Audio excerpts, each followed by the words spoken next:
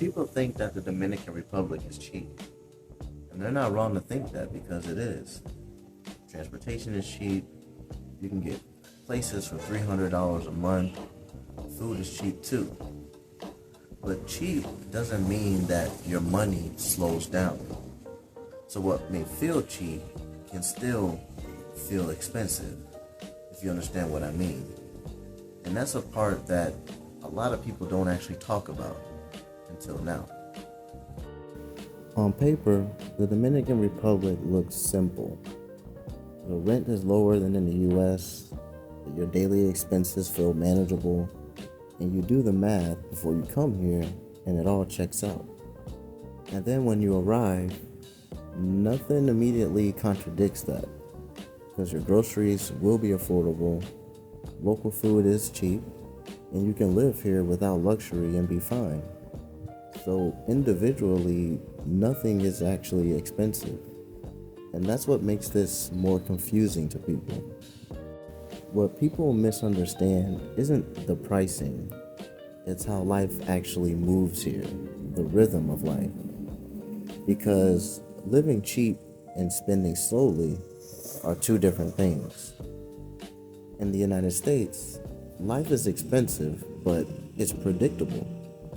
Your bills arrive on the same days, the systems work most of the time, and you can plan ahead a month, 2 months without thinking about it.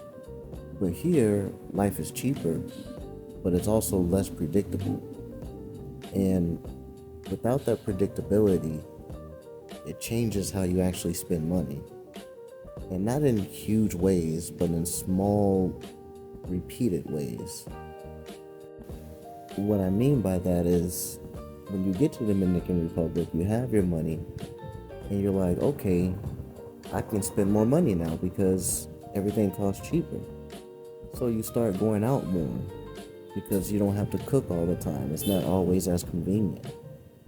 Or you grab food because maybe the power went out, so you can't cook or use your microwave. Or the water goes out at the house. You have to wait for the water to fill and come up from the street to fill the tank. Or you run out of gas in your gas tank because most people have a tank that they fill up with gas for their stoves. Transportation is cheap too per ride for Uber. But you start using Uber more and more often because it's easy and it's cheap. Then you got your motorcycles, you take more motorcycles, then you get a car, Uber, because it's cheaper. But what you're missing is the fact that these all add up over time. When you get an Uber or a motor concho and it's only 200, 250 pesos, that adds up because you're doing it when you're going and then when you're coming back. But if you do that every day for 10 days, think about how much money you're actually spending. So when you look back over the course of a week or a week and a half, you say, where did all my money go? This is where people start feeling confused when they're in the Dominican Republic because the numbers they see online, they're not fake, they're real. They just don't tell the full story. So some people, they respond by tracking every single peso that they have. They don't want to give out anything extra.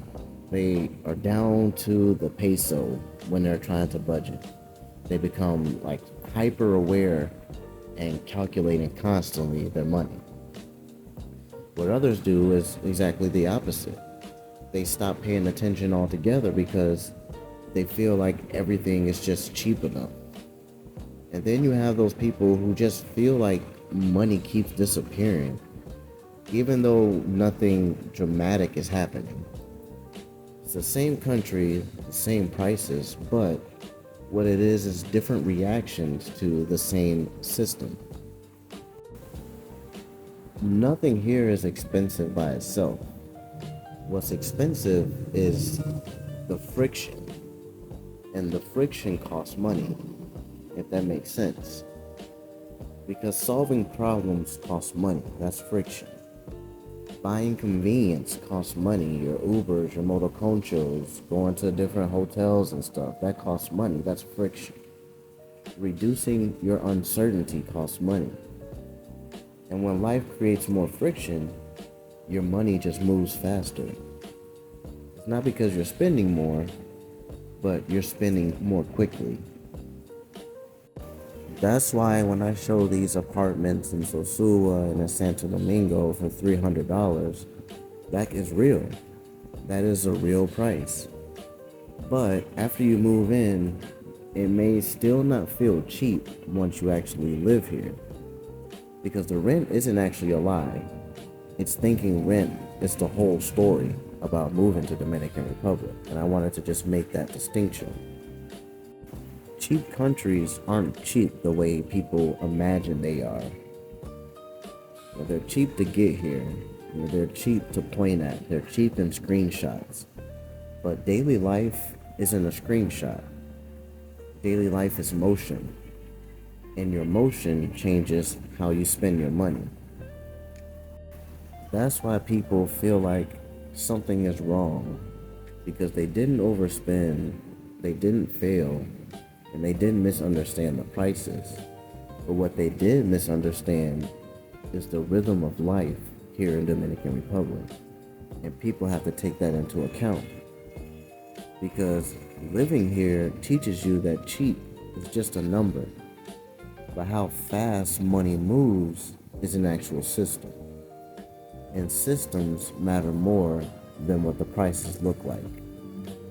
And once you see that, a lot of things start making more sense to you. And not just here in the Dominican Republic, but everywhere. That's in any country that you go to.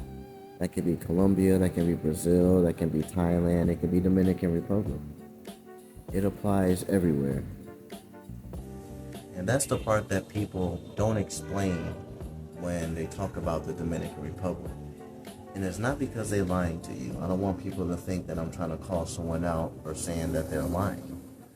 But it's for the simple fact that in order for you to see it, you have to actually live here and embed yourself here in the system. And once you do that, it starts becoming more clear and clear the more time that you spend here.